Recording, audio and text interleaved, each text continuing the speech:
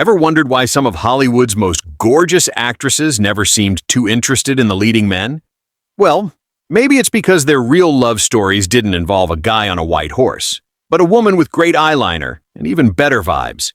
In a town full of fake kisses and scripted love, these 10 actresses decided to write their own love scenes, full of real passion, quiet strength, and sometimes a little sass. Some of them crushed on co-stars, others fell for women behind the scenes, and a few had everyone whispering, "Wait, is she really best friends with her roommate?" So grab your popcorn, hide your girlfriend, and let's dive into 10 Hollywood actresses who prove that love really does win, and sometimes wears heels too. Number 1, Greta Garbo. Greta Garbo, the reclusive Swedish actress who captivated millions in the 1920s and 30s, is remembered for her haunting eyes, deep voice, and tragic roles. But behind the velvet curtain of fame was a woman fiercely private and romantically drawn to other women. Garbo never married. She rarely gave interviews, and she often said, "I want to be alone." But her personal letters, published decades after her death, tell a different story, a deeply emotional one. She shared an intense, decades-long relationship with playwright Mercedes Diaosta. Their letters spoke of passion, heartbreak, and the kind of love that Hollywood would never have accepted in public during that era. In one note, Garbo wrote, "I dream of seeing you and discovering you loving me again." Studio heads forced her to hide everything, her love, her truth, her full self. Rumors swirled about other women too, like Marlene Dietrich and Louise Brooks, but Garbo never confirmed anything. She chose silence as protection. Number 2, Marlene Dietrich. Born in Germany and crowned a global star in the 1930s, Marlene Dietrich was far more than a screen siren. She was bold, unapologetic, and decades ahead of her time, especially when it came to her sexuality. She wore men's suits before it was fashionable, kissed women on the lips in public, and captivated everyone, men and women alike. Marlene Dietrich wasn't just a Hollywood legend, she was a rebellion in heels. Dietrich never publicly came out, but she never really hid either. Behind closed doors, and sometimes even in plain sight, Marlene lived as a bisexual woman. She had high-profile affairs with men like John Gilbert and Jean Gabin, but also shared intimate romantic relationships with women, including actress Mercedes Diaosta and possibly Greta Garbo. She once said, "In America, sex is an obsession. In other parts of the world, it's a fact." Dietrich lived by that philosophy. Her gender-fluid fashion and powerful on-screen presence helped challenge the era's rigid norms. In Berlin's underground queer cabaret scene of the 1920s, Marlene found freedom. In Hollywood, she learned to perform femininity for the cameras, while privately defying every expectation. Number 3, Talula Bankhead. Talula Bankhead was one of the most outrageous, sharp-tongued, and magnetic actresses of the 1930s and 40s. While most stars carefully protected their image, Talula made headlines for breaking every taboo, especially when it came to her sexuality. She drank like a sailor, cursed like a gangster, and loved whoever she pleased, especially women. Talula Bankhead didn't follow Hollywood's rules. She shattered them. Unlike most actresses of her time, Talula didn't bother pretending to be someone she wasn't. While she had relationships with men, she was also famously and unapologetically attracted to women. She had romantic flings with Hollywood actresses like Greta Garbo, Billie Holiday, and possibly even Hattie McDaniel, and she never really cared who knew it. She once declared, "My father warned me about men and booze, but he never said a word about women and cocaine." While the Hollywood studios pushed actresses into fake relationships and marriages, Talula refused to play the game. Her behavior scandalized the elite, but also made her a cult figure, a symbol of fearless individuality. Behind the wild parties and shocking quotes was a woman deeply lonely at times. She was too bold for her era, too open for a Hollywood that demanded secrets. Number 4, Barbara Stanwyck. Barbara Stanwyck was one of classic Hollywood's most respected actresses. With 4 Oscar nominations and iconic roles in films like Double Indemnity, she was the definition of power and poise. But behind her cool confidence was a woman forced to live in shadows. She played tough, independent women on screen. But off-screen, Barbara Stanwyck was hiding something Hollywood never allowed her to say out loud. Stanwyck never publicly identified as lesbian or bisexual, but insiders and historians have long speculated about her romantic preferences. Her so-called lavender marriage to actor Robert Taylor was heavily rumored to be a studio-arranged partnership to cover up both of their alleged same-sex relationships. Barbara was intensely private. She never remarried after divorcing Taylor. Instead, she was often seen with a tight circle of women, including her lifelong friend and rumored companion, Helen Ferguson, a former actress turned publicist.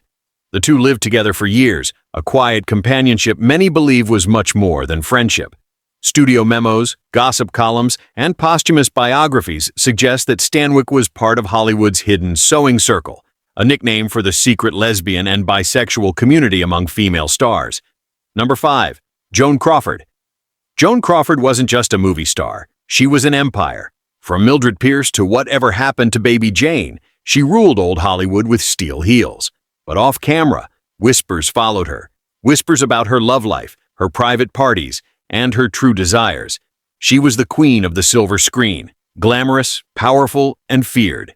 But behind the dazzling image, Joan Crawford may have been hiding one of Hollywood's biggest secrets. Joan married 4 times, all to men, but those marriages didn't silence the rumors. Hollywood insiders often claimed Crawford had passionate affairs with women, especially in her early career. One of the most talked about names, actress Barbara Stanwyck. There were also rumors about relationships with Marilyn Monroe, Greta Garbo, and her longtime confidant, Barbara Warner. Though never confirmed, Joan's name was often mentioned in conversations about Hollywood's sewing circle, a hidden network of queer women navigating fame and fear.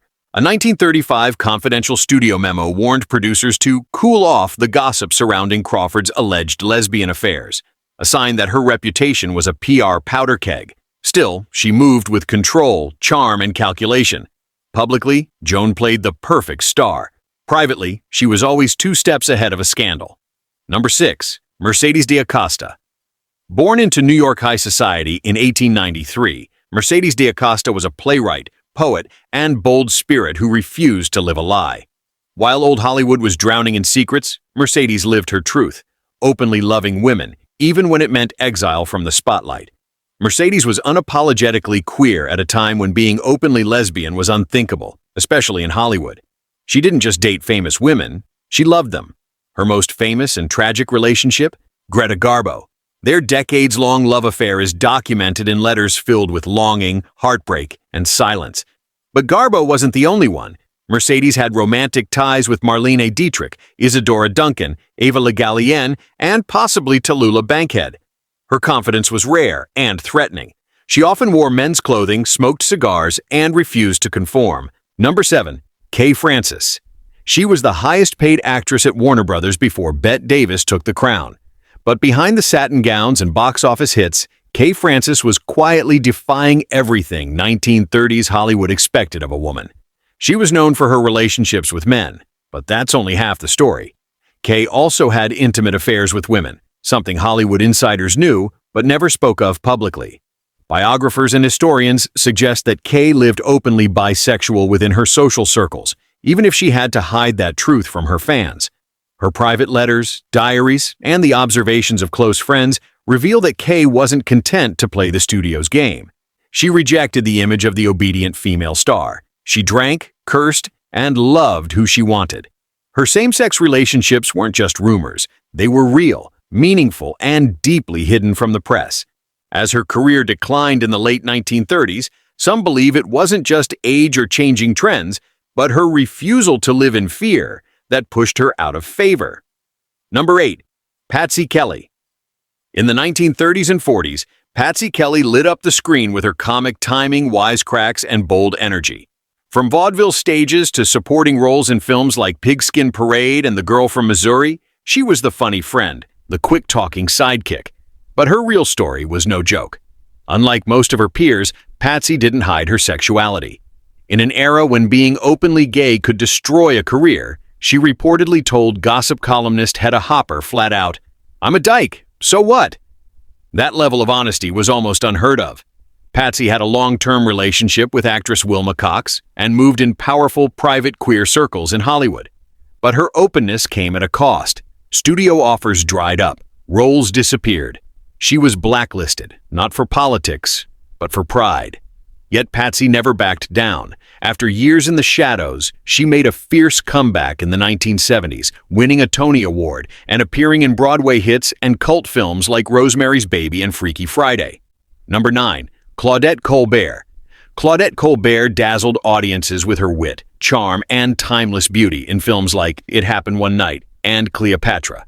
But while the studios portrayed her as the perfect leading lady, the truth behind the scenes was far more complex. Though she was briefly married to actor Norman Foster, they never lived together. In fact, many biographers and Hollywood historians believe Claudette's truest, longest relationship was with a woman, Verna Hull, a wealthy, sophisticated society figure.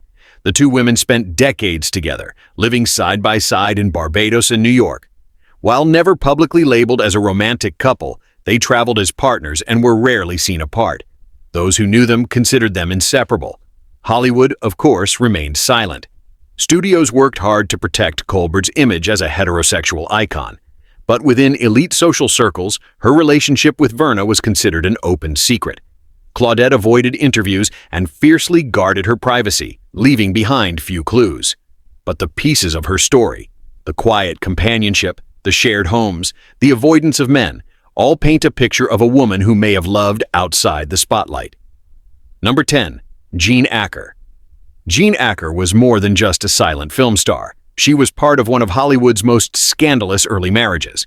But while the tabloids painted her as a cold-hearted woman, the real story is far more personal and revolutionary. In 1919, Jean married Rudolph Valentino in a rushed and short-lived ceremony. What the press didn't report? Aker was already romantically involved with another woman, actress Grace Darmond. On their wedding night, she famously locked Valentino out of their hotel room and filed for divorce shortly after. Jean's heart belonged to women, and she made no secret of it within Hollywood's hidden queer circles. She was closely associated with Alla Nazimova, the silent screen legend who created a safe haven for queer actresses in her infamous Garden of Allah estate. While she never publicly came out, no one could back then, Aker lived boldly within the private boundaries she was allowed. Her long-term relationships with women like Darmond were known within the industry, even if never acknowledged in headlines.